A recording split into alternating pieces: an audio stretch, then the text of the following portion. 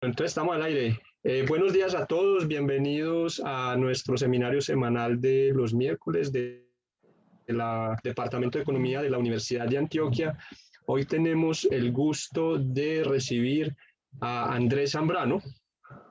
Andrés Zambrano es profesor de la Universidad de los Andes y tiene dentro de su agenda, el tema de la informalidad, sector informal. Entonces, para yo no hacer oso con mi precario inglés, voy a leer en español.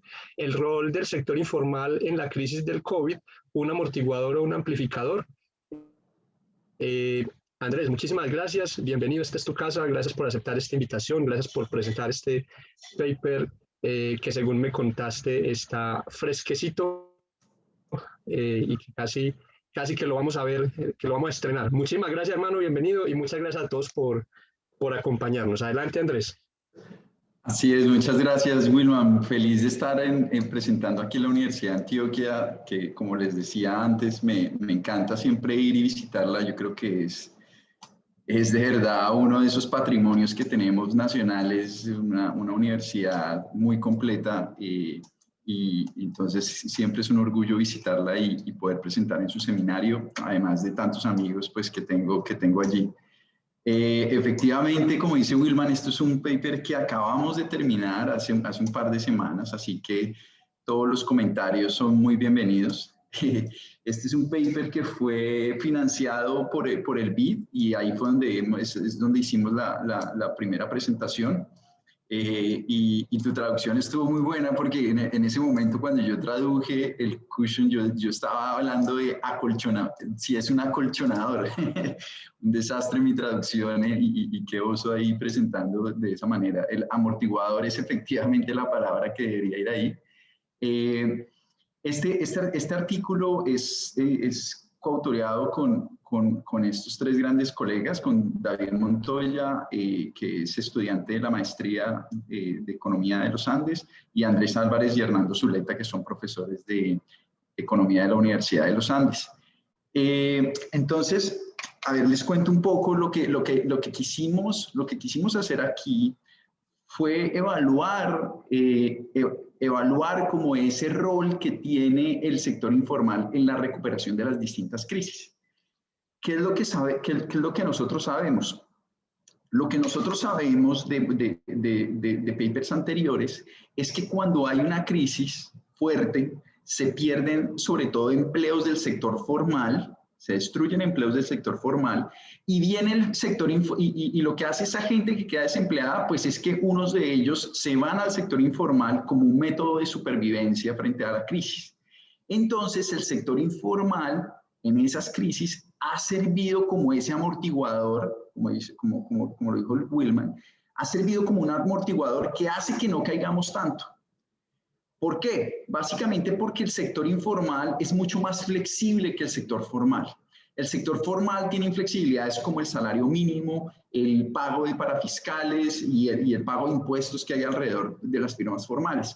En cambio, las firmas informales pueden reaccionar rápidamente frente a choques, pueden ajustar sus horas de trabajo, entonces no hay, digamos, un código laboral que esté poniendo barreras a la cantidad de horas trabajadas, no hay un código laboral que diga cuánto es el mínimo que se les debe pagar. Entonces, si una empresa informal tiene un choque, pues le puede decir a sus empleados, oiga, estoy mal, no estoy líquido, necesito pagarles menos por estas semanas. Eso no lo puede hacer una firma formal.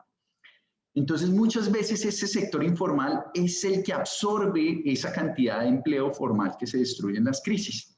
Y eso, sobre todo, ese impacto, ese efecto del sector, ese rol del sector informal es muy importante en países como el nuestro, en economías emergentes, que tienen un gran componente de informalidad. En nosotros, en algunas medidas, esa informalidad es del 50%, usando medidas de la OIT, viene a ser ya es casi 60%.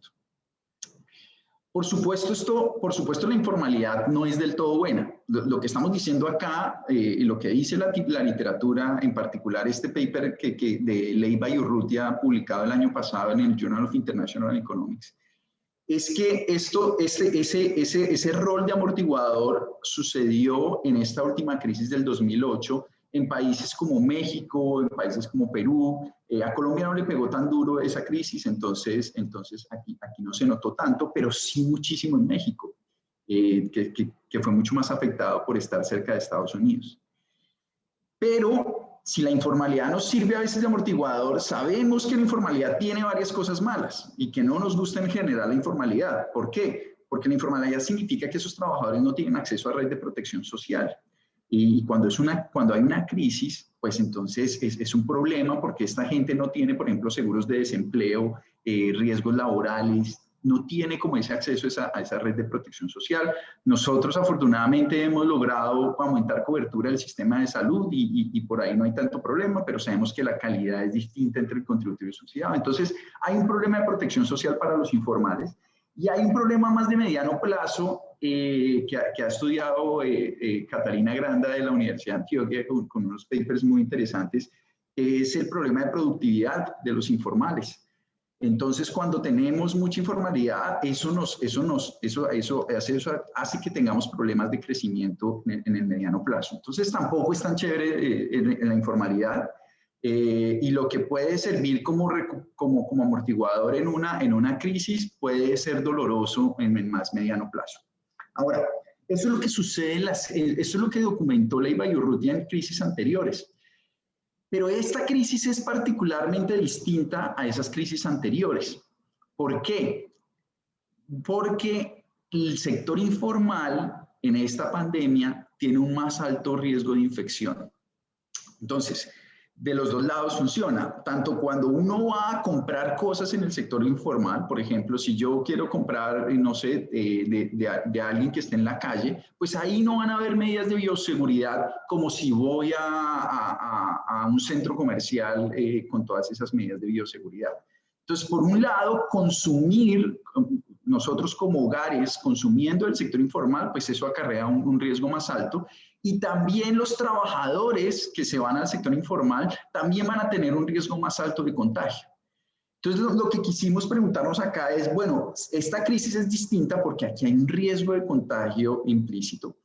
¿Será que nos va a servir de amortiguador como en anteriores crisis? Esa es básicamente la pregunta que tenemos, esa es la pregunta que queremos resolver. En este mismo, el BID hizo como una convocatoria y financió unos papers, otro paper que venía financiado y con el que compartimos este seminario, fue en estos mismos autores de Gustavo Leiva y Carlos Urrutia, donde trataron de mirar lo mismo que habían mirado para la crisis de 2008, pero ahorita, ¿qué había pasado con la informalidad y con la formalidad en distintos países latinoamericanos? Y digamos, esto resume un poco sus resultados empíricos. Ellos también tienen un modelo del cual voy a hablar un poco más adelante, pero estos son básicamente sus resultados empíricos. Entonces, lo que ustedes pueden ver aquí es que esta barrita azul, la primera, la clarita, es el empleo con respecto a la población, básicamente esta tasa de ocupación. ¿Qué le pasó a la tasa de ocupación? Básicamente esa tasa de ocupación cayó en todos los países, cayó mucho más en Perú, cayó más en los países que tuvieron cuarentenas como más fuertes. La segunda barrita es la tasa de informalidad. Fíjense que la tasa de informalidad también cayó, excepto para Perú. Pero si uno mira el empleo informal en términos de números de empleados, cayó en todos y cayó de una manera muy importante. Cayó, por ejemplo, en Perú, aunque la tasa de informalidad aumentó un poquito, pues en realidad cayó un poquito, fue porque la formalidad cayó menos que la informalidad. Perdón, la formalidad cayó un poco más que la informalidad, pero ambos cayeron un montón. Y en todos los países se observan decrecimientos de informalidad muy importantes del orden de más del 25%. Eso es muy llamativo porque eso no había pasado antes. Lo que había pasado en las anteriores crisis es que la formalidad se perdía un montón de empleos y la informalidad los recuperaba, la informalidad crecía un poquito más, pero no tenía esta caída tan grande. Y pues el desempleo sabemos que creció un montón y otra cosa que creció muchísimo y que nos sorprendió pues fue esa inactividad. ¿Por qué la inactividad? Básicamente por dos razones. Uno es, acuérdense la diferencia entre desempleo e inactividad. Es gente que no está ocupada, pero los inactivos no están buscando empleo activamente. En cambio, los desempleados sí quisieran estar trabajando. ¿Listo? Estos dos aumentaron un montón y, digamos, los desempleados fue porque los despidieron, los inactivos fue que los despidieron, pero además no querían, prefirieron quedarse en casa, uno, por el riesgo de contagio y dos, sabemos que las mujeres sufrieron mucho con esta crisis y tuvieron que pues, quedaron desempleadas y no buscaron empleo, sino se dedicaron a cuidar hijos. Esta crisis del COVID ha sido terrible para las mujeres en términos laborales.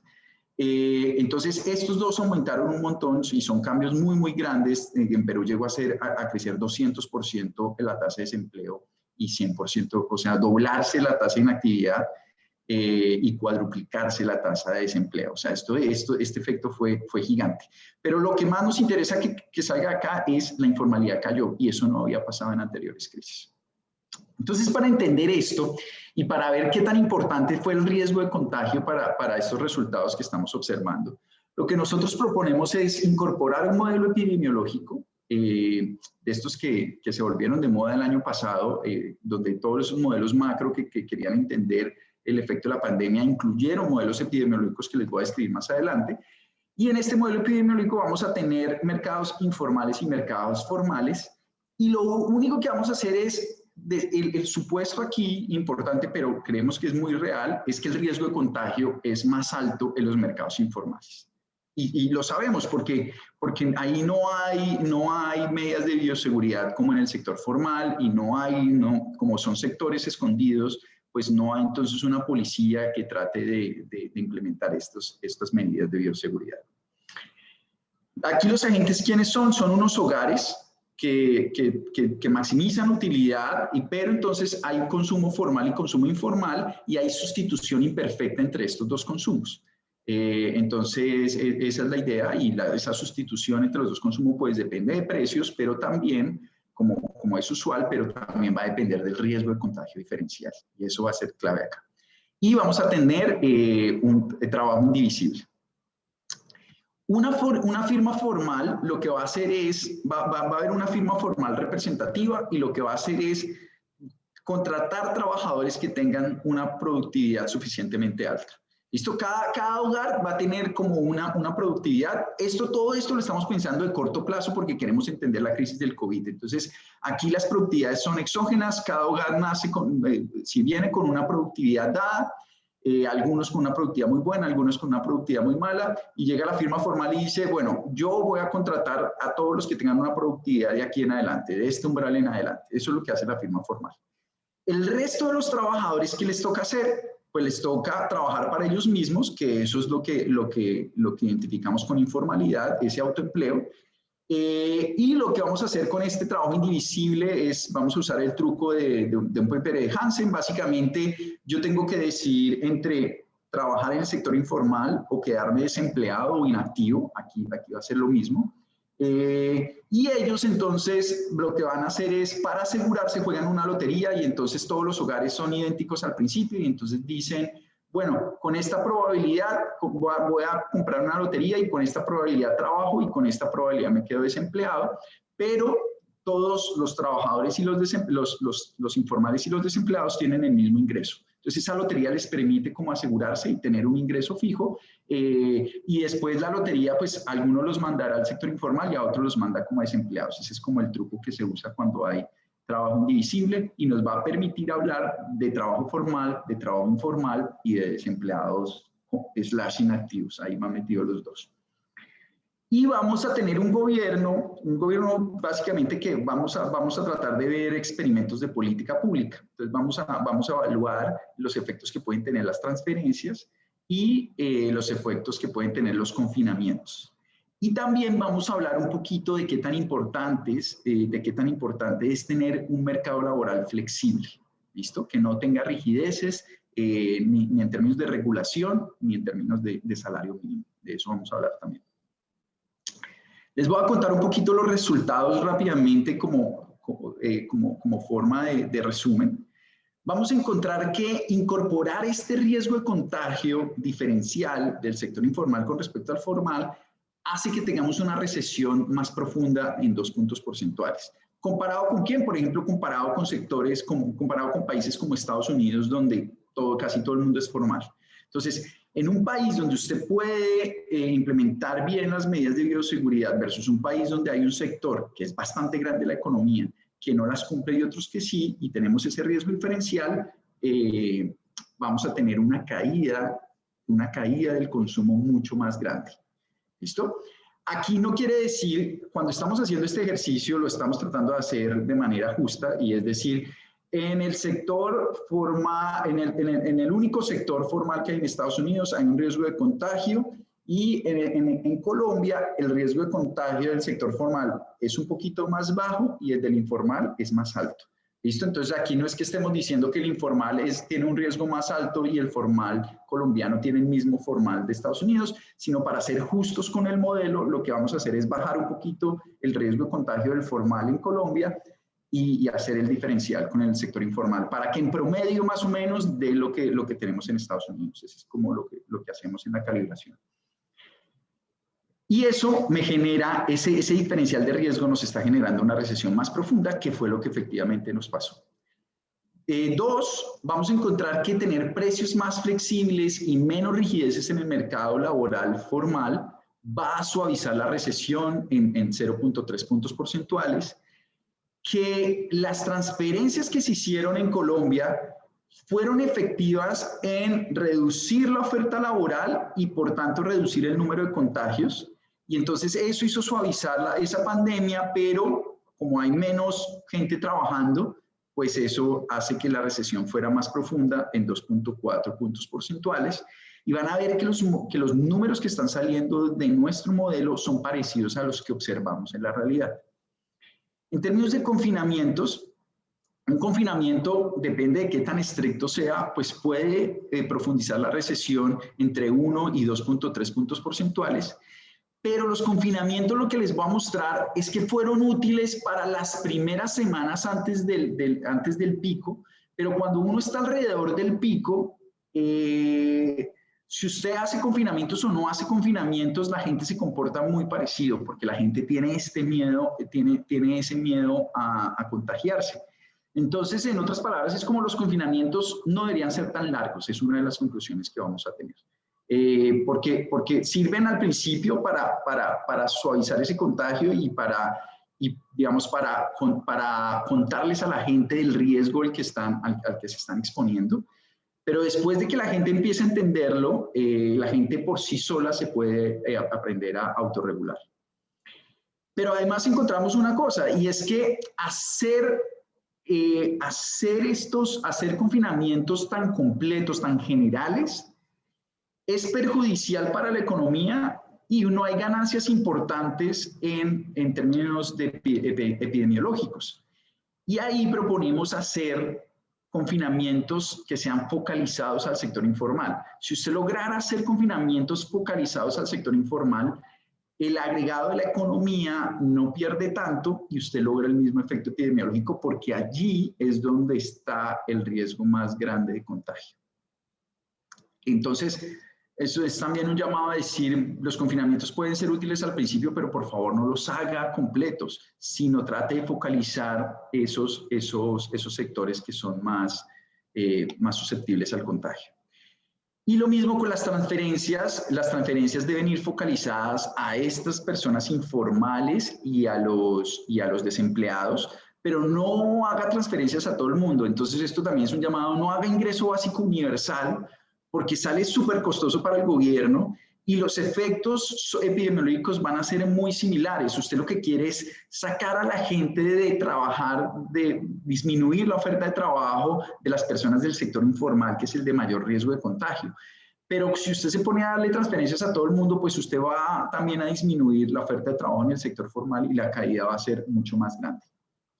Esos son como nuestros resultados, pues en resumen. ¿Qué literatura hay relacionada? ¿Qué literatura hay relacionada a lo que estamos haciendo? Bueno, como les contaba, estos modelos epidemiológicos en macroeconomía se hicieron un montón el año pasado. El pionero, el que uno casi siempre sigue, es este de Eichenbaum. Nosotros vamos a seguir esa estructura. Entonces, básicamente es incorporar en un modelo macroeconómico estos riesgos de infección. Luego la gente empezó a pensar en de Glover, paper de gente de Toulouse. Y estos lo que trataban de hacer era estudiar este confinamiento, pero teniendo heterogeneidad entre edades. Entonces ellos decían, mire, los que tienen más riesgo de morir si se contagian son los mayores, en realidad los pequeños no. Entonces cuando usted hace confinamientos, debería focalizarlos a los mayores y no a los menores. Eso es un poco lo que estaban tratando de hacer ellos. Helwig también estaba, ese paper de la gente de Toulouse, lo que estaba haciendo mostró teóricamente que los confinamientos eran útiles al principio, pero no cuando uno estaba llegando al pico. Ellos lo mostraron con un modelo teórico bastante elegante. Entonces hubo este tipo de modelos. Después vinieron entonces estos modelos epidemiológicos con informalidad. Entonces, otro paper que venían estos financiados con el BID, en realidad eran 3 papers, el de Leiva y Urrutia, el de Hevia y Neumeyer, y el de nosotros. Y el de Hevia y Neumeyer es parecido en la estructura de nosotros en que utiliza el modelo epidemiológico, pero en este modelo macro, pero el de ellos primero es economía abierta, y entonces ahí el precio de los activos está fijo. Ellos tienen activos para asegurarse, nosotros no, pero la informalidad está dada. Entonces, básicamente ellos dicen al principio, hay unos hogares que son de estos hand to mouth, como llaman ahora en la literatura de los agentes heterogéneos, entonces los dividen en 2, los que tienen acceso a activos en el mercado financiero internacional y los que no, los que trabajan para comer. Y los que trabajan para comer son los que identifican con los informales, pero eso lo tienen quieto a lo largo del modelo. Y ellos se preocupan más por entender cuál es el efecto de choques internacionales a ese precio de los activos y un poco entonces hablar de la deuda. Para nosotros el margen de la informalidad es importante, entonces nosotros sí permitimos que la informalidad se mueva a través de la pandemia, ellos no, ellos lo mantienen fijo. Entonces, para nosotros es más útil tener eso moviéndose para entender el efecto que tuvo sobre el trabajo informal. Esa es como la diferencia. Y el otro paper, de Alon, fue antes, pero ahí no hay sustitución entre el sector formal e informal, sino que usted para producir un único bien de consumo utiliza trabajo formal y trabajo informal. Hay sustituciones entre trabajo. Entonces ellos no pueden, y no hay ese riesgo diferencial en ese trabajo. Entonces en realidad ellos lo que quieren hacer es un poco entender el efecto sobre productividad que puede tener la pandemia. Entonces, básicamente, ellos están evaluando esa sustitución que hay de trabajo formal por informal y el efecto que eso puede tener sobre la productividad en el más largo plazo. Entonces, son papers con una estructura similar, pero el de nosotros le está apuntando más a ese mercado laboral en particular. Y hay otros modelos que salieron el año pasado que tratan de entender el efecto de la informalidad sobre la crisis del COVID, pero no utilizan esta estructura epidemiológica. Está de Leiva y Urrutia que les contaba, que ellos primero muestran empíricamente que la informalidad cayó más que la formalidad, pero luego lo que hacen es hacer un modelo estándar de dinámico estocástico de equilibrio general y ponen varios choques y tratan de identificar la crisis del COVID, con qué choques se puede interpretar. Y entonces se encuentran que se puede interpretar con un choque al trabajo y con un choque en el sector informal. Eso es como lo que ellos encuentran y luego tratan de ver algunas políticas. La diferencia es que esos choques son exógenos en esos modelos de dinámicos estocásticos de equilibrio general. El de nosotros es muy chévere porque es endógeno. El tamaño del choque depende de la cantidad de gente que se va contagiando. Entonces es un choque que va evolucionando endógenamente a través del tiempo. Entonces nos permite entender más esa dinámica. Hay un paper de Alfaro con Marcela Eslava y con Oscar Becerra de los Andes, pero ellos lo que tratan es de explotar esa matriz insumo-producto de las cuentas nacionales y ver cómo un choque se puede propagar y un choque a un sector se termina propagando a todos los sectores de la economía y entonces qué efectos tiene eso sobre el agregado. Esos son como los papers que hay en este momento. Entonces déjenme contarles de qué se trata nuestro modelo. Vamos a tener tiempo discreto, el horizonte es infinito, van a haber un continuo de hogares que van a tener una productividad fija y esa productividad pues tiene una distribución que todos conocemos. Ellos que maximizan su utilidad que depende del consumo y de la oferta laboral y pues la descuentan intertemporalmente. Sacan un valor esperado con respecto a en qué estado van a estar ellos. Y cuando hablo de estado, hablo de si van a estar contagiados, si son recuperados o si aún no se han contagiado, si son susceptibles al contagio. El consumo va a ser un agregador de consumo formal y consumo informal. Y va a ser un agregador CES con una elasticidad de sustitución eta y va a tener unos componentes, estos gamma F y gamma L, los usamos para, y aquí se me olvidó decir que nosotros calibramos este modelo a Colombia y a Perú, los usamos para diferenciar la canasta usualmente que consumen los hogares colombianos y los hogares peruanos. Y en la calibración, en el paper, pues hablamos de cómo los hogares peruanos tienen un componente más alto, este peso sobre los bienes informales es más alto. Y eso es a lo que nosotros le atribuimos que el contagio haya sido mucho más fuerte allá al principio. Entonces, lo que mostramos es básicamente este componente, el peso que tienen los bienes formales y los bienes informales es importante para el contagio. Es importante para entender la dinámica del contagio. Listo. En términos de producción formal, como les contaba, va a haber una firma formal representativa que contrata trabajo formal a un salario mínimo por hora W. Y entonces ellos lo que hacen es transformar trabajo a bien formal y el bien formal lo venden a un precio PF. Entonces, ¿los beneficios cuáles son? Pues, ¿cuánto produzco de bien formal? Pues es la integral es el promedio de las productividades de la gente que yo contrato. Eso es la cantidad de bienes formales. Lo vendo cada unidad a PF y a cada unidad de trabajo le tengo que pagar un salario mínimo y además vamos a tener en cuenta estos impuestos a la nómina, que van a ser importantes. Luego les voy a mostrar que Perú tiene impuestos a la nómina más bajos que Colombia y eso hace que se pueda recuperar más rápido. También es importante el salario. Aquí el numerario va a ser el bien informal, es decir, que normalizamos el precio del bien informal a 1. Entonces, todos estos dos precios son relativos al precio del bien informal. Entonces, este W es el salario mínimo relativo a la mediana del salario informal. Y para Colombia les voy a mostrar que esto es más alto que para Perú. Entonces, eso hace que el mercado peruano sea más flexible que el mercado colombiano y que aunque le haya pegado más duro la pandemia, las pérdidas en PIB no van a ser mucho más altas.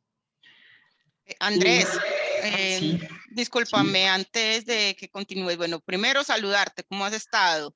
Me alegra mucho que estés acá presentando en el seminario del departamento. Y te quería hacer una pregunta con relación a esta parte del modelo. Ahorita, pues, bueno, no esta parte, la del problema de los hogares. No sé si lo vas a explicar más adelante. Es que me queda una inquietud porque tú dices que pues, o sea, el modelo tiene una estructura de trabajo indivisible, pero cuando tú explicabas previamente, decías que esto solamente se refería a la elección de trabajar informalmente o estar desempleado. ¿En dónde cómo se da la elección entonces de trabajo formal, pues de trabajo en el sector formal? Buenísimo, gracias. Sí, voy a hablar un poquito más adelante de esto, pero te puedo contar básicamente que aquí la firma manda. Entonces, la firma formal dice, voy a trabajar todos los que tengan una productividad mayor a ahorro, donde ahorro pues está dado por una condición de beneficios cero, iguales a cero. Entonces, básicamente el ahorro es es el que hace que el promedio de productividades sea igual a lo que le tengo que pagar a cada trabajador, que sería W por 1 más tau. Y entonces la firma formal dice, voy a contratar a todos los que tengan productividad más alta, y pues todos los hogares que tengan productividad más alta van a ir a que los contraten, porque los salarios en el sector formal son más altos que en el sector informal. Entonces, por eso es que digo que la lotería la va a jugar los que no quiso trabajar, los que no quiso contratar la empresa formal. La empresa formal, digo, ¿sí? Como los que no quiso, los más improductivos, por decirlo de algún modo. Exactamente, esos son los que juegan la lotería. Ok, perfecto. Muchas gracias, Andrés. Muchas gracias. Listo.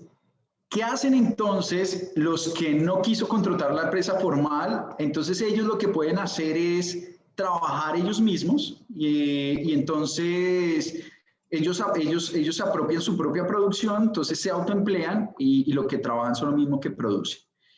Entonces aquí es donde esos hogares que no son formales, como estábamos hablando ahorita con Catalina, entonces los formales los contrata esta firma, los que tengan proactividad suficientemente alta, los que no, entonces ellos juegan esta lotería y dicen con probabilidad alfa, trabajo en el sector informal, con probabilidad 1 menos alfa, voy a ser desempleado. Entonces ellos se aseguran. ¿Cuál va a ser su ingreso? Pues su ingreso va a ser alfa por n. Que pues como n es indivisible, esto va a ser 1, entonces su ingreso va a ser alfa. Tanto desempleados como empleados informales van a tener un ingreso alfa. Ese va a ser el truco. Listo. Entonces, el gobierno puede dar unas transferencias no condicionadas que después vamos a hacer el experimento. ¿Qué pasa si hace las transferencias a todo el mundo o si las focaliza a los informales y a los desempleados? Puede hacer confinamientos que la literatura ha modelado como impuestos al consumo MIU y que también lo vamos a hacer focalizados o generales. Y entonces la restricción presupuestal de un hogar con productividad AJ va a ser, entonces, yo compro bienes formales al precio PF o compro bienes informales a precio 1, que está normalizado, y si me ponen confinamiento, pues esos precios aumentan en MIU.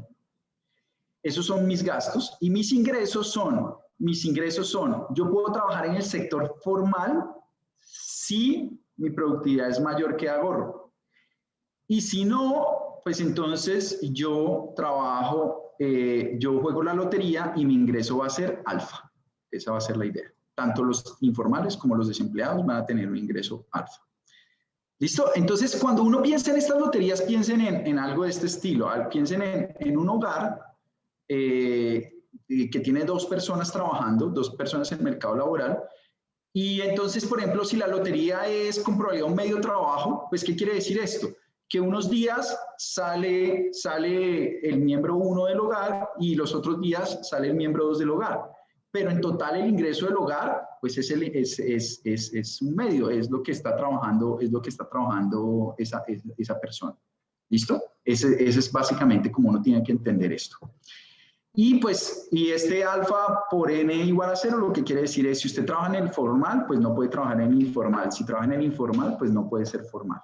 Esa es la idea. Listo, espero ahora sí haya quedado más claro. En términos epidemiológicos, ¿cómo funciona el modelo? La población se divide en 4 grupos. Están los susceptibles, que se pueden infectar con una probabilidad pi. Están los infectados, cuya productividad entonces decrece a este phi. Se mueren con una probabilidad pi d o se recuperan con probabilidad pi r. Y los recuperados se vuelven inmunes a la enfermedad. A esos los denotamos R. Y hay unos pues que infortunadamente mueren. Tuvimos preguntas antes de, bueno, y sabemos que ahora no son inmunes, que si hay nuevas variantes. Bueno, aquí básicamente es que el supuesto es que la vacuna llega antes de que se puedan volver a contagiar. Ese es un poco lo que estamos esperando.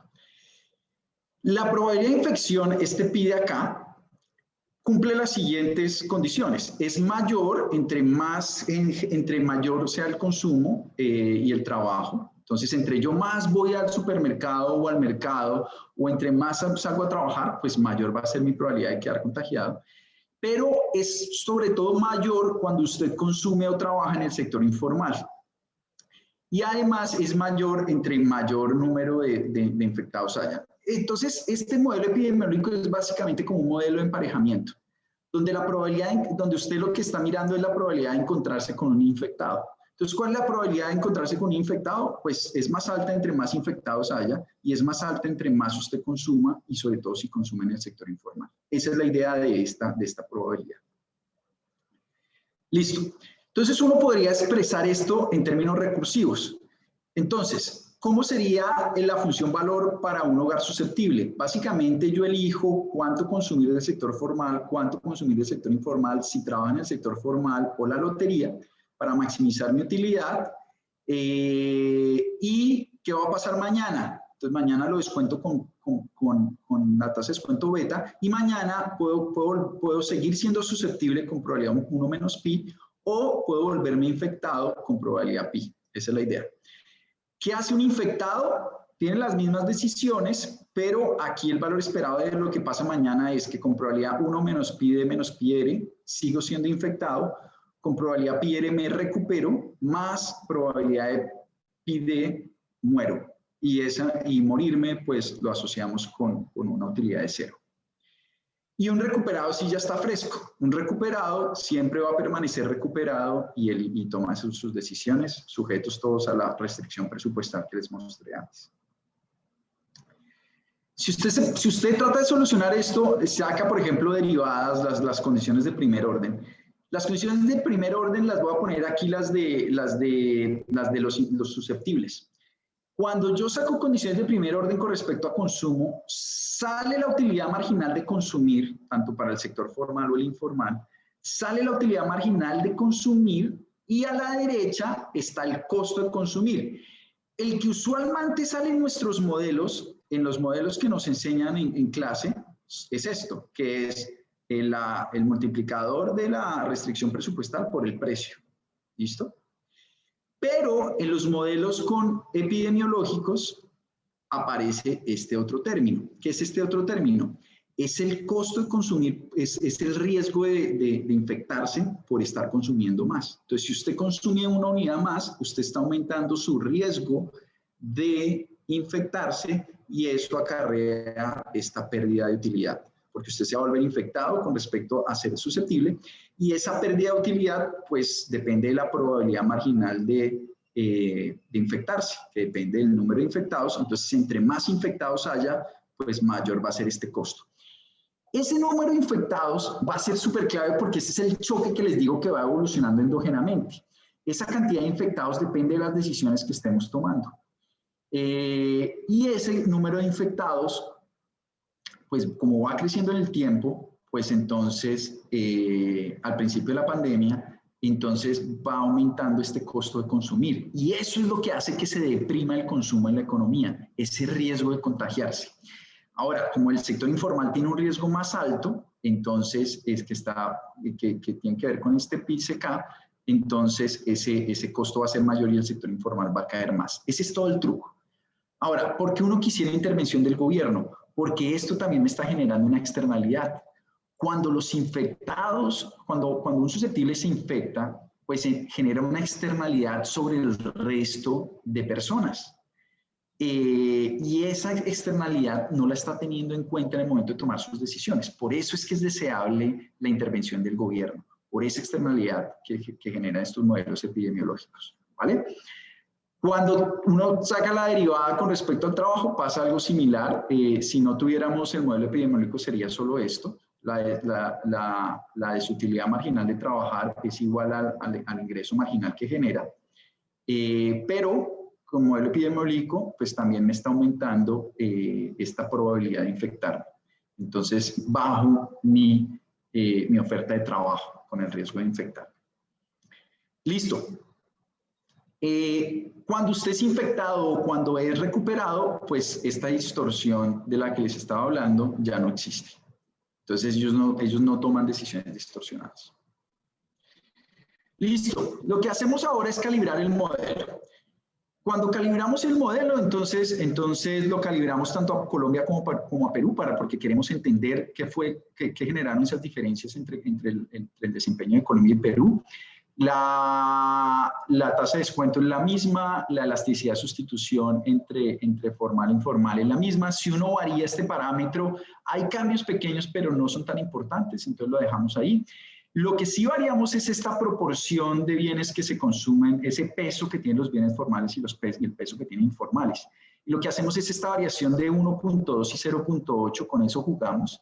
Eso es difícil de medir, así que esto es como para ver el efecto, y esto genera resultados impresionantes. Tener ese diferencial en el peso de los bienes informales genera un montón de dinámicas distintas. ¿Por qué Perú tiene más consumo informal? Hay unos datos que son impresionantes, y es que solamente el 50% de los peruanos tienen una nevera. Y al tener esa proporción tan baja, mientras que ese número es 80% para los colombianos. Entonces, ¿eso qué hace? Que ellos tengan que ir a los supermercados diariamente, básicamente. Además, a ellos les gusta pues mucho esa comida fresca, es mucha comida de mar, y ellos entonces van mucho al mercado, van diariamente a comprar las cosas para el almuerzo y la comida de ese día. Eso hace que su riesgo de contagio sea mucho mayor, y ellos van casi siempre a mercados públicos, y entonces ahí hay menos medidas de bioseguridad. Hubo algo impresionante que nos cuentan los peruanos, y es que en los confinamientos que ellos tuvieron, estaban prohibidos los domicilios. Es increíble. Entonces eso hizo que más gente fuera a los mercados, y eso es muchos lo atribuyen como una de las razones que ellos sufrían más contagios. Entonces eso lo recogemos con estos distintos pesos. La desutilidad del trabajo es igual para los dos países, y es calibrada para pegarle pues a 40 horas semanales de trabajo. El modelo está calibrado semanalmente. Entonces, por eso la tasa de descuento es 0.96 elevado a la 1 sobre 52. Entonces, vamos a hacer esto semanal. El parámetro de productividad cuando las personas se infectan es 0.8, o sea, pierde un 20% de productividad. Este salario mínimo es muy importante. Resulta que el salario mínimo es mucho más alto en Colombia relativo al salario mediano que el peruano. Eso hace que los mercados formales pues, sean mucho más rígidos. Sin embargo, la informalidad, este es un número que este número creo que no lo tengo aquí, pero la informalidad es mucho más alta. Es más alta en Perú. En Perú es cerca del 70%, en Colombia es del 60%, usando las mismas métricas. Y uno se pregunta, bueno, ¿cómo así? Si además los impuestos, el TAO son los impuestos de nómina, son también más altos para Colombia. Entonces Colombia tiene un salario mínimo más alto, unos impuestos a la nómina más altos, y sin embargo la informalidad es más alta en Perú. ¿Por qué? Básicamente porque la distribución de productividad es peor. La distribución, aunque tenga un mercado laboral mucho más flexible Perú, de todas maneras tienen mucho más problemas de productividad que nosotros, y eso hace que su informalidad sea más alta. Entonces este lambda lo utilizamos para calibrar la distribución de productividad. Vamos a usar una distribución exponencial. Las transferencias dadas a los hogares fueron relativamente más altas en Colombia, relativas al salario mediano informal, fueron más altas en Colombia que las de Perú. Y eso va a hacer que nuestra recesión, entonces, eso va a tener un efecto de que nuestra recesión fue un poco más alta. Entonces, como ven, aquí hay una combinación grande de distintos factores que hace que el comportamiento de Colombia y Perú sean distintos, pero tratamos de entenderlo bien, el efecto de cada uno de esos parámetros. El desempleo era mucho más alto en Colombia, antes de la pandemia era 9.5%, el de Perú era algo menos de 4%. Pero entonces, aunque tenía menos desempleo, tiene mucha más informalidad. Y el resto de parámetros son los parámetros epidemiológicos de contagio. ¿Cuáles son los resultados para Colombia? La fila de abajo es el baseline, es como el caso base, que predice que la caída en consumo iba a ser del menos 4.13%, donde en el pico más alto esa caída de consumo iba a ser menos 13.8%, el desempleo iba a llegar al 25%, que fue lo que sucedió, y la cantidad de muertos, si no se hace nada, si no llega a vacunas, sería el 0.56% de la población. Claro, ustedes dirán, pero nosotros caímos más, el consumo cayó fue cerca de 6%, fue el dato que tuvimos del DANE. Sí, porque este baseline no tiene en cuenta todavía las transferencias. Más adelante les voy a mostrar qué pasa con las transferencias y ahí le pegamos a ese número del DANE. ¿Qué pasa si usted tiene precios rígidos? La caída se hace peor. Que los precios, sobre todo el precio del bien formal, pueda fluctuar, ayuda a que la caída sea menor, a que la caída de consumo sea menor. Si los precios fueran rígidos, entonces lo que hubiera sucedido es que la demanda cae mucho más porque los precios no bajan. Lo que vimos en Colombia efectivamente es que los precios sí bajaron y tuvimos cierta presión a la deflación. Y eso ayudó que el mercado no sufriera tanto, que algunos precios sí bajaran. ¿Qué pasa si no hubiéramos hecho el riesgo diferencial de contagio entre formal e informal? La caída hubiera sido menos 2.12%, que son los números que dan para Estados Unidos. Pero tener el riesgo diferencial entre formal e informal hace que la caída sea mucho más grande, más del doble.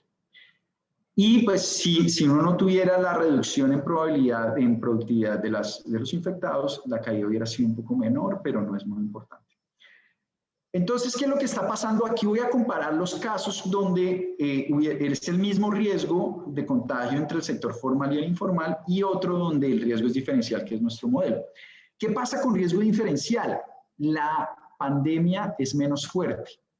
Al principio, el pico es menos fuerte. ¿Por qué? Porque los hogares sustituyen consumo informal por consumo formal.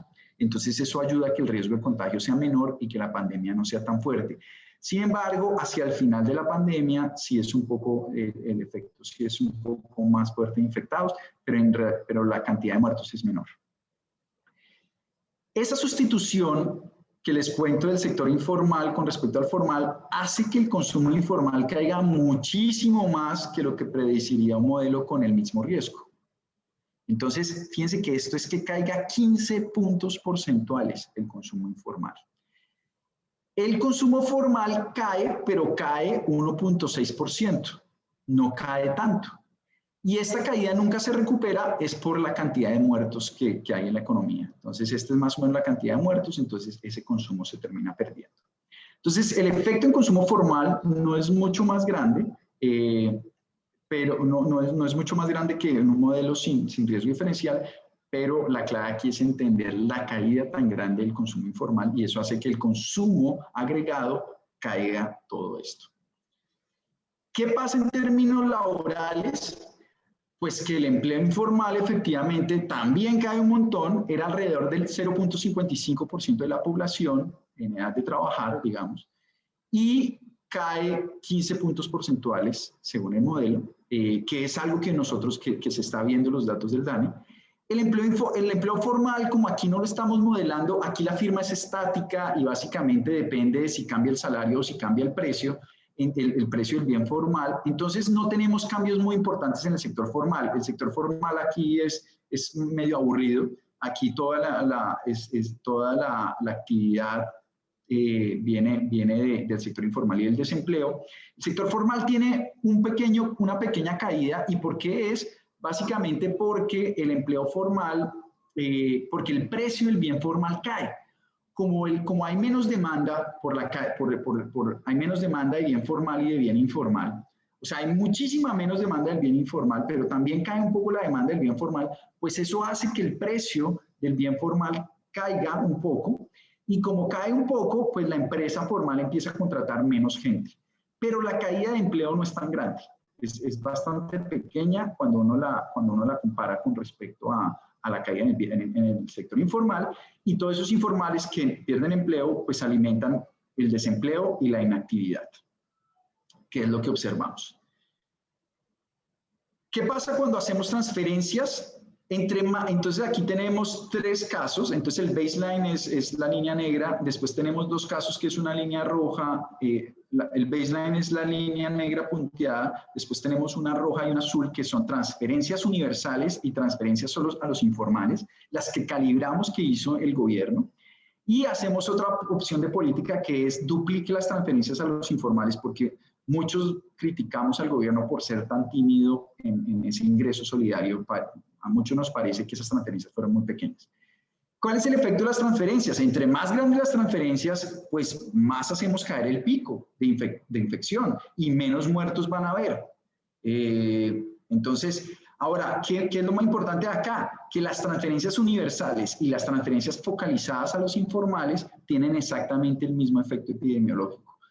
¿Qué debería hacer entonces uno? Pues focalícelas a los informales. ¿Para qué le va a dar a los formales si ellos tienen suficiente dinero y no estamos mejorando epidemiológicamente los resultados? Y si nos va a salir muy caro en estos momentos que la deuda está explotando. ¿Qué pasa en términos de consumo? Fíjense que en términos de consumo, pues estas transferencias sirven para disminuir el consumo informal. Entre más grandes las transferencias, más cae el consumo informal.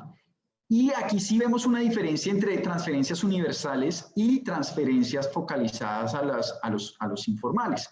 Las transferencias focalizadas a los informales es esta línea azul. Entonces, ¿qué hace? Hace que el consumo formal no caiga tanto por esa sustitución que ellos hacen de informal a formal. Y si hago las transferencias universales, pues el consumo formal sufre todavía menos. Porque los hogares formales, los hogares que trabajan formalmente, pues van a tener más ingresos y entonces pueden sustituir más por el consumo formal. Entonces aquí sí se ve la diferencia. Si yo duplico las transferencias a los informales, quedo en este caso negro de la mitad. Pero entonces las transferencias universales servirían para que el consumo del sector formal no caiga tanto. Para eso podrían ser útiles, pero son costosas. En términos epidemiológicos no tiene sentido. Y el consumo agregado, pues como la caída grande sucede en el sector informal, pues entonces tenemos una caída muy parecida a la del sector informal. Eso es lo que pasa en términos de transferencias. En términos de empleo, ¿qué va a pasar? Pues como las transferencias universales hacen que haya más consumo formal, pues el precio del bien formal no cae como antes, no cae tanto y hace que eso aumente la formalidad un poco con respecto a si no hacemos nada. Y en general las transferencias focalizadas a los informales pues también van a ayudar a que el sector formal, a que el empleo formal no caiga tanto. En cambio, el empleo informal va a caer mucho y va a alimentar el desempleo y la inactividad. Entonces, entre más grande sean las transferencias informales, pues más grande va a ser ese aumento de desempleo. Porque los hogares tienen menos necesidad de salir a trabajar. Es bueno porque reduce la cantidad de muertos, pero existe el trade-off con que la economía sufre un poco más. ¿Qué pasa con los confinamientos? Entonces aquí lo que hacemos es mostrar un confinamiento suave y un confinamiento más fuerte. El azul es el más fuerte y el rojo el más suave. Y el baseline es la línea negra punteada. Si ustedes se dan cuenta, el efecto del confinamiento es importante en las primeras 10 semanas, 15 semanas. Pero después de esas semanas, cuando se acerca al pico, las reacciones de las personas son parecidas sin confinamiento o con confinamiento. Entonces, esto lo que dice es los confinamientos no deberían ser tan largos, deberían ser fuertes al principio para disminuir esa actividad económica y suavizar el pico, pero luego ya la gente aprende y sabe que el riesgo al que se está enfrentando y ellos mismos se autorregulan, que es algo que los modelos epidemiológicos solamente no entendieron y por eso pronosticaban demasiadas muertes de las que al final sucedieron. Y es porque para ellos las personas son autómatas y no piensan racionalmente. En cambio, en los modelos macroeconómicos tenemos esta idea de expectativas racionales que hace que las personas entiendan el choque y se cuiden frente a ese riesgo de contagio. En términos de consumo formal, resulta que el consumo formal, pues, existe un efecto muy negativo existe un efecto muy negativo con los confinamientos. Si el confinamiento es fuerte, llega a caer hasta el 7% el consumo formal y el consumo informal llega a caer al 16%. ¿Por qué? Básicamente porque este es un confinamiento generalizado que entonces le genera problemas tanto a los informales como a los formales. Entonces, la caída en el sector informal es básicamente porque las personas le tienen miedo al contagio. La caída grande del sector formal es básicamente porque es más difícil adquirir los bienes formales. En términos de empleo, va a pasar algo muy similar con el empleo formal, que cae entre más dura sea el confinamiento, y el empleo informal, entonces, tiene la misma forma de antes, pero aquí hay algo muy interesante, y es que el empleo informal, fíjense que con el confinamiento más fuerte cae menos. Cae más al principio, pero cuando se acerca al pico cae menos. Y este es precisamente lo que creemos que sucedió, y es que el empleo informal se ve afectado al principio de la pandemia, pero luego se vuelve el amortiguador. Entonces, al principio la gente no quiere trabajar en el sector informal por el riesgo de contagio mayor, pero luego cuando se va quedando sin ingresos, pues entonces cae menos digamos, el confinamiento hace que estos hogares se queden sin ingreso más tiempo al principio y entonces hace que después caiga menos la informalidad porque estos hogares necesitan salir a trabajar. Y al final de la pandemia resulta que el empleo informal resulta ser más alto que el que iniciamos. ¿Qué es lo que uno observa en las crisis usuales? Y esto es lo que estamos observando hacia el final de la pandemia. Pero al principio, entonces hacia el final de la pandemia es un amortiguador, al principio resulta que es lo que me profundiza la crisis. Eso es lo que creemos que sucedió. ¿Listo? Al principio el sector informal hace que la crisis se profundice por ese riesgo de contagio, pero al final es el que permite una recuperación más rápida. El desempleo pues es más alto al principio, entre más confinamiento, después no importa mucho, pero el confinamiento deja heridas, deja secuelas que hace que no nos recuperemos rápidamente. ¿Qué pasa si uno hiciera confinamientos selectivos? Si hacemos el confinamiento solo al sector informal, pues entonces el consumo del sector formal aumentaría porque sustituiríamos más consumo informal por consumo formal. Entonces el sector formal saldría ganando, digamos, no sufriría tanto, y el consumo informal es el que se reduce más fuertemente. Pero de nuevo, solo al principio de la pandemia. Y eso hace que el consumo agregado no sufra tanto como sufría con el confinamiento generalizado. Entonces, aquí el llamado es hacer confinamientos más cortos y ojalá focalizados. No es obvio, no es fácil hacer un confinamiento focalizado al sector informal, pero debería intentarse y no hacer confinamientos generalizados. Entonces esto uno lo ve reflejado en el empleo formal subiría con este confinamiento focalizado, el empleo informal ahí sí sufriría más, pero entonces nos serviría para que después de la pandemia sigamos manteniendo el empleo formal y reduzcamos permanentemente el empleo informal. Esa es la idea. Entonces, resumen de los experimentos, básicamente teníamos en el baseline una caída del 4.13% del consumo. Si yo pongo transferencias a todo el mundo, la caída es 6.57. Si hago las transferencias focalizadas, el consumo cae en 6.57, que esto sí se parece al número que el Dani nos dio. Si yo hubiera duplicado las transferencias de ingreso solidario, la caída hubiera sido del 9.16, mucho más grande, pero hubiera tenido un efecto más grande en muertos. Más desempleo, pero menos muertos. Ahí está la dicotomía. Al poner confinamientos hizo básicamente, como fue fuerte, pues que hubiera una caída 6.48.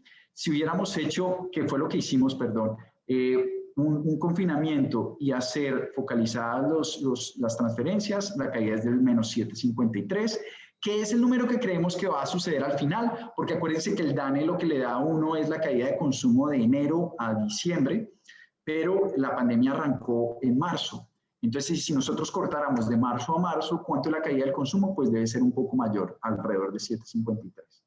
¿Qué pasa si el confinamiento hubiera sido selectivo? Pues las caídas en PIB hubieran sido menores y el efecto sobre muertos hubiera sido básicamente el mismo.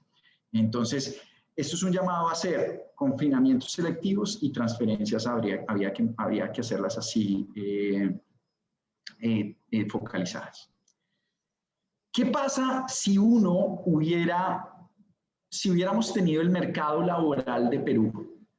Si hubiéramos tenido el mercado laboral de Perú con impuestos a la nómina más bajos, pues la recuperación hubiera sido más alta. Entonces, Perú es el rojo, Colombia el punteado negro, ¿y qué pasa si Colombia hubiera tenido impuestos a la nómina como los de Perú? Sería el azul. ¿Qué dice esto? Que la caída en consumo agregado no hubiera sido tanta, que la caída en consumo informal, si hubiera sido en empleo informal, hubiera sido mayor, pero el desempleo hubiera sido el mismo. Quiere decir que estos empleos informales los tendría el sector formal, que sufrió menos, porque en términos de desempleo no hubiera aumentado. Entonces, esta es la importancia de tener un mercado laboral más flexible, menos costoso, digamos. Un mercado laboral formal menos costoso.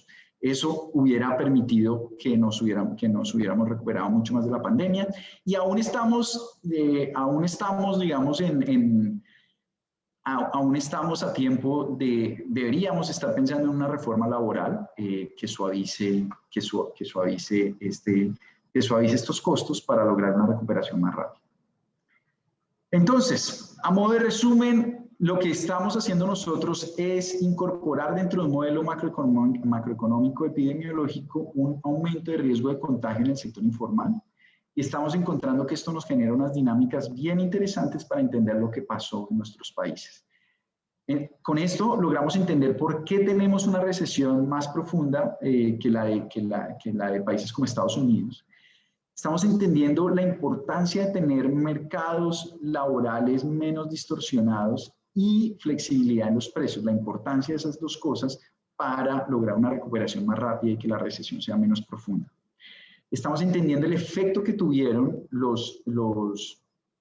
las transferencias, que básicamente sí ayudan a reducir la cantidad de muertos, pero a un costo económico de tener una recesión más alta, y que hacerlas focalizadas tiene el mismo efecto epidemiológico, el mismo efecto económico en términos de recesión, pero tiene un costo menor, que hace que aquí no está modelado, pero hace que tengamos menos presión de deuda y menos presión de déficit.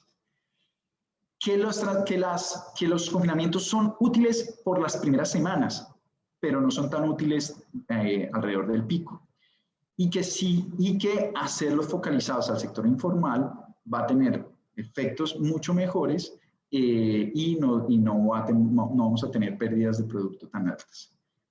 Con esto termino para que tengamos como algo de preguntas. Y por aquí están lo que nos dio de Perú, pero creo que con eso ya se llevan una buena idea de lo que hicimos. Andrés, muchas gracias. Voy a permitirme leer una pregunta que nos llegó por vía de Facebook Live. Y es la siguiente. ¿A qué costo se podría pensar la informalidad como amortiguador de la actual situación frente a la pérdida de empleos? Claro, entonces este es un poco lo que mostré aquí.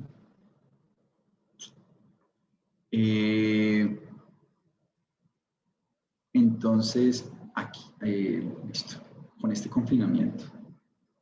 Listo, entonces como les contaba, al principio el sector informal perdió empleos, entonces ahí lo que hizo fue amplificar, el sector informal amplificó mucho más la recesión y amplificó por ese riesgo de contagio, el hecho de no tener, o sea, la respuesta al título que si es un amplificador o es un amortiguador, la respuesta es ambas cosas. Depende de en qué momento estamos viendo la pandemia. Si usted ve el inicio de la pandemia, la informalidad fue un amplificador de la recesión, porque esa percepción de un mayor riesgo de contagio en el sector informal hace que la gente no quisiera participar en el sector informal, no consumiera y no quisiera trabajar en el sector informal, y eso hizo que la recesión fuera mucho más profunda al principio. Pero después del pico, el sector informal es el que está absorbiendo los empleos y ahí comienza su papel de amortiguador. Entonces, eso es lo que está pasando. Al principio amplifica y después sí ayuda a amortiguar la recesión absorbiendo los empleos perdidos.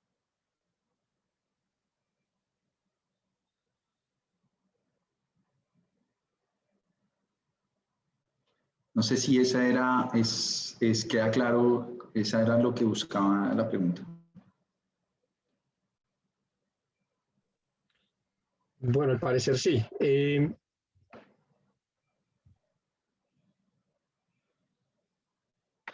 Entonces, en términos de policy making o de política pública, una gran enseñanza aquí es, haga los confinamientos, sí, pero uno de manera focalizada o selectiva y dos de manera intermitente. ¿Entendí bien entonces las conclusiones del paper, Andrés? Sí, exactamente. Hay que hacer los confinamientos focalizados al sector informal, que sabemos que es difícil y por eso hay que ayudarlo con transferencias. Hay que hacer transferencias focalizadas a ese sector informal, confinamientos al sector informal, y eso es más útil para reducir la cantidad de muertos y que la economía no sufra tanto.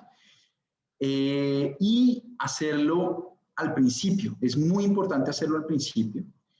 Pero lo que mostramos es que ya alrededor del pico es importante mantener las transferencias, pero ya el confinamiento no es tan útil, porque las mismas personas se pueden autorregular y, digamos, evitar el riesgo de contagio. Pero es clave las transferencias, porque si no lo acompañamos con transferencias al sector informal, los hogares van a tener que comer y van a seguir participando de ese sector. Entonces, las transferencias sí son importantes mantenerlas a lo largo del tiempo. El confinamiento es el que debe hacerse al principio y ya después soltarlo. Aquí en el chat de Zoom tenemos... ¿Perdón? Sí, dale. Qué pena, Andrés. No, si ya terminaste, yo quiero leerte una pregunta que hay aquí que propone Iván Hernández desde Ibagué. Sí. Entonces, Iván Hernández pregunta, para bajar los costos de la formalidad, ¿no sería una opción pertinente un National Health Service como en Reino Unido y otros países? Vale, yo creo que se está refiriendo a las contribuciones para fiscales, supongo. Y estoy totalmente de acuerdo. Parte de estos impuestos a la nómina, y esto es muy importante, estos impuestos a la nómina, lo que están haciendo es encarecer efectivamente el salario mínimo, que las empresas formales tengan que pagar, o sea, una cosa es el salario mínimo, pero es que usted no paga el salario mínimo como empresa, usted tiene que pagar el salario mínimo, el subsidio de transporte, cotizar para pensiones, cotizar para salud. Entonces yo creo que se está refiriendo, Iván, se está refiriendo a esas cotizaciones, y eso lo que está haciendo es que además del salario mínimo, tengamos que pagar 30%. O sea, primero el salario mínimo relativo al salario informal, al salario promedio informal o mediano informal, es bastante alto. Y segundo, le estamos sumando toda esta carga para fiscal que lo aumenta en 30% más. ¿Qué es una reforma que varios hemos tratado de empujar y que nos parece muy importante y que creo va hacia lo que Iván dice? Es que la financiación de las pensiones y la financiación de la salud no debería generarse con estos cargas parafiscales a las firmas, sino deberían sacarse de un sistema del recaudo tributario general. y no cargar a las empresas con estos cargos por cada trabajador que contrata, sino más bien aumentamos el impuesto a la renta de las personas, los que son más ricos pagan más, hacemos una bolsa grande los impuestos recaudados y de ahí es que deberíamos estar pagando la salud y estar pagando las pensiones. Pero no generarle estos costos a las empresas, porque eso lo que hace es reducir la informalidad, eso lo que hace es distorsionar más el mercado laboral y eso es lo que no nos está permitiendo recuperar más rápido de la crisis, de que recuperamos empleos formales. Entonces yo estoy totalmente de acuerdo en que se debería pasar a un sistema donde la gente contribuya a una bolsa de impuestos a través de impuestos a la renta y no a través de estos parafiscales que lo que hacen es disminuir la formalidad. Sí, de acuerdo, muy de acuerdo, Iván, que esa es una de las reformas que estamos proponiendo varios y que es importante, muy importante, no solo para la recuperación de la pandemia, sino de aquí en adelante, para atacar el problema de la informalidad.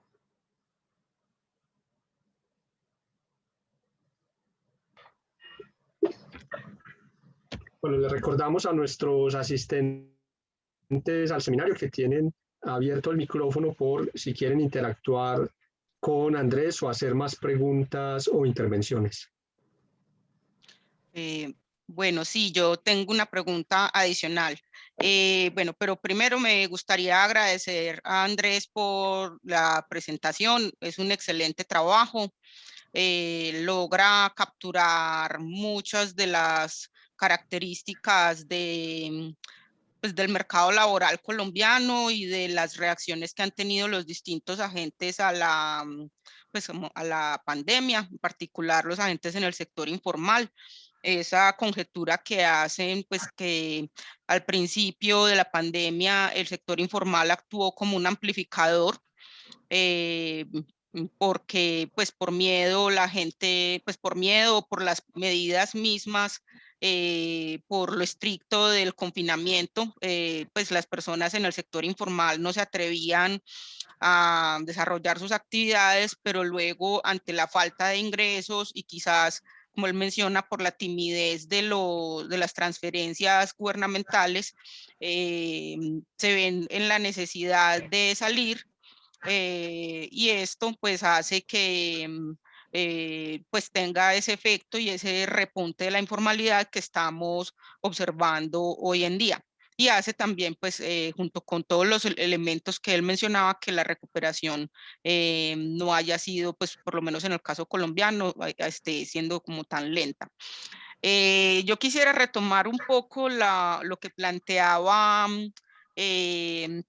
lo que estaba planteando hace un momento Andrés en relación con los subsidios, pues con los impuestos parafiscales. En el caso colombiano, pues Colombia implementó pues como unos subsidios a la nómina. ¿En algún momento ustedes consideraron introducir ese tipo de políticas, como este tipo de subsidios a la nómina? Esa sería pues una primera pregunta. Y la segunda, pues, o sea, las conclusiones que ustedes plantean se enfocan hacia mejorar, pues tener unas transferencias focalizadas hacia el sector informal. Pero ¿cómo se vería un poco pues como todo esto que se ha discutido pensando como en un sistema de ingreso básico universal en donde las transferencias sean en función pues, de los ingresos efectivos que tiene la gente y de su capacidad tributaria? Entonces esas serían mis dos preguntas para Andrés. Muchas gracias, Catalina. Sí, mira, nosotros estuvimos pensando en cómo modelar los subsidios a la nómina, que fue un programa que se implementó tarde, pero igual le salvó la vida a varias empresas. Pero entonces el cálculo era difícil de hacer. Entonces nos quedamos fue con este ejercicio de qué pasa si los impuestos parafiscales fueran iguales que los de Perú. El problema es que nuestro modelo no es suficientemente rico para entender los subsidios a la nómina. Los subsidios a la nómina eran para empresas formales con una cantidad de empleados suficientemente alta, creo que más de 10 empleados, y era para empleados entre 1 y 2 salarios mínimos. A ellos eran a los que les subsidiaban la nómina. ¿Qué pasa? Que en nuestro modelo todos los empleados formales ganan el salario mínimo. Entonces, si uno hubiera simulado eso, pues era un salto grandísimo en formalidad, que sabemos que no iba a suceder. Entonces, a ver, nosotros creemos que sí, estamos trabajando en otro paper donde estamos modelando el sector informal de una manera más interesante. Porque este sector formal, como yo les decía, es muy sencillo, es muy estático, que solo está respondiendo en realidad a cambios en el precio del bien formal. Ese es lo único que está cambiando aquí la formalidad. Pero cuando uno piensa en los impuestos a la nómina, en realidad la importancia que hay perdón, en impuestos a la nómina no, sino el subsidio a la nómina, la importancia del subsidio a la nómina era evitar el cierre de empresas que destruyeran relaciones trabajador-empleado. Esas relaciones son súper importantes en una empresa que está mirando hacia el futuro. Entonces, una empresa cuando dice contrato a alguien nuevo o no lo contrato, no está pensando solamente en cuánto vale contratarlo hoy. Está pensando en que cuando lo contrata formalmente hoy, tiene que hacer un contrato de por lo menos 1 año y que dentro de 1 año no lo va a poder echar.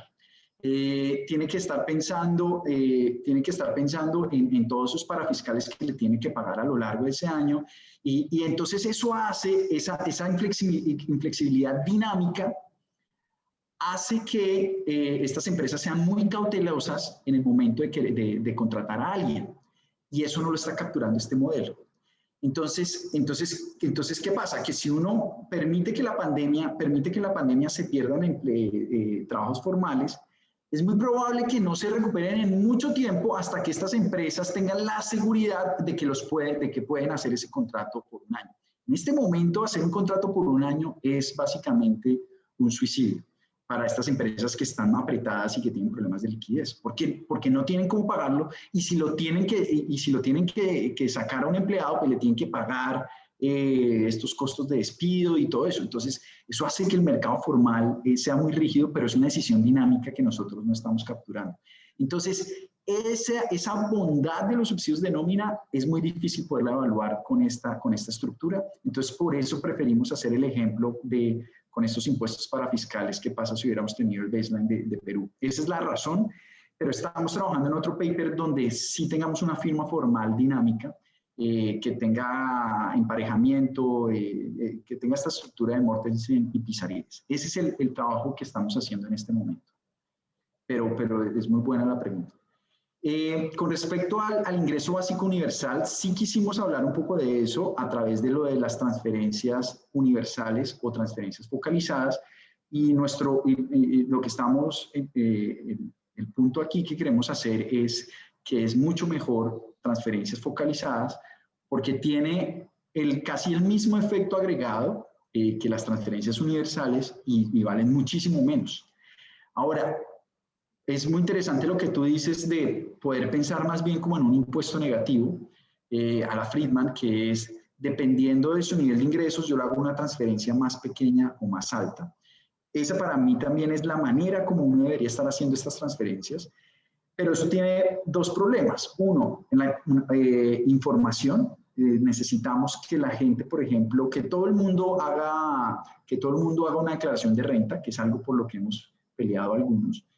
Para tener esa información, cuando la gente dice que todo el mundo declara renta, así sean pobres, así sean ricos, entonces uno puede hacer esa versión del impuesto negativo de cuánto le doy, dependiendo de su ingreso, así usted sea pobre. Que eso se ha tratado de hacer, digamos, eso en la práctica no creo que vaya a suceder esto de la declaración universal, entonces lo han tratado de implementar con el CISBEN, diciendo los pobres reciben esta transferencia grande, los vulnerables esta transferencia más pequeña. Hacia allá se está moviendo la idea de este ingreso básico, a dividir en 2 los tipos de transferencias.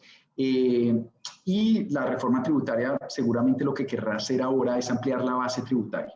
Lo que uno quiere es A los más pobres, transferencias grandes, vulnerables, transferencias pequeñas, y los que ya no sean vulnerables, que ya empieza a ser clase media, vamos a cobrarles un poquito de impuestos. Hacia allá está evolucionando. Por supuesto, en este modelo es muy difícil hacer algo de ese estilo porque no tenemos vulnerables, tenemos solo informales y desempleados, y todos los formales, pues no hay clase media o clase rica, entonces es difícil hacer eso. Pero sí podría pensar uno en cobrarles algo de impuesto a estos formales para transferírselos a los informales.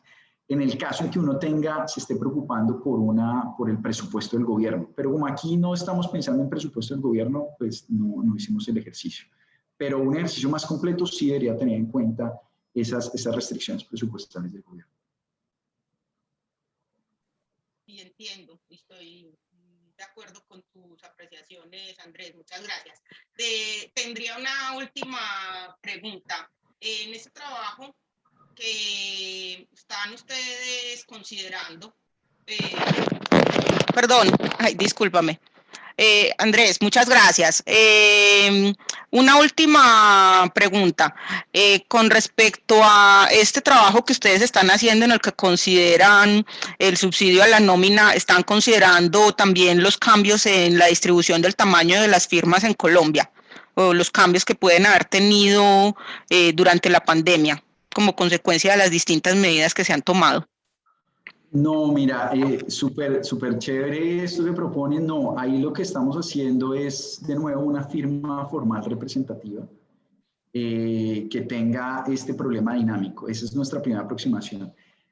El problema de estos modelos epidemiológicos es que no es fácil programarlos. Entonces nos toca ir como paso a paso. La primera cosa que tratamos de hacer fue con esta aproximación estática de la firma formal.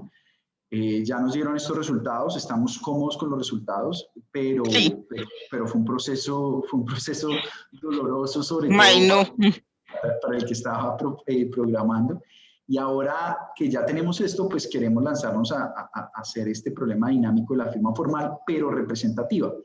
Ya cuando tengamos esto, sería muy chévere hacer lo que tú estás diciendo. Me parece que ahí hay algo muy importante de entender ese tamaño de las firmas. La última encuesta del DANE lo que mostró es que se quebraron fueron los micronegocios y eso va a tener un efecto importante para la recuperación, ¿verdad? Entonces sería muy interesante, pero vamos pasito a pasito. Pero sí hay una agenda que tenemos. No, pero sí.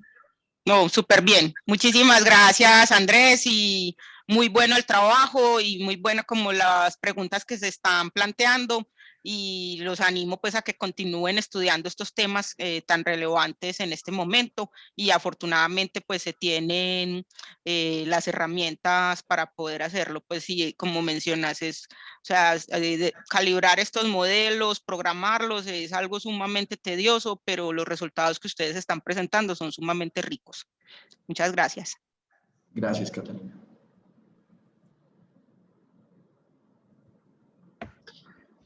Bueno, si no hay más preguntas, más intervenciones, entonces yo creo que pudimos ir cerrando el seminario en este punto. Perdón, Andrés, muchísimas gracias por este excelente trabajo que nos has presentado. Gracias por disponer de tu tiempo para acompañarnos, para compartirlo con nosotros. Damos las gracias también a nuestros asistentes. Les recuerdo que este espacio, este seminario de hoy es invitación de Universidad de Antioquia y Alianza EFI. De nuevo, muchas gracias. Esta es tu casa. Esperamos que próximamente la situación de pandemia y de encierro la podamos superar y podamos hacer seminarios presenciales de nuevo para vernos la cara, para saludarnos y tomar el tintico. Andrés, muchísimas gracias, muchas gracias a todos, gracias al equipo de comunicaciones de nuestra facultad y gracias a UD Arroba, que sin el apoyo de ellos estos espacios no serían posibles. Muchísimas gracias por la invitación y por todos los comentarios.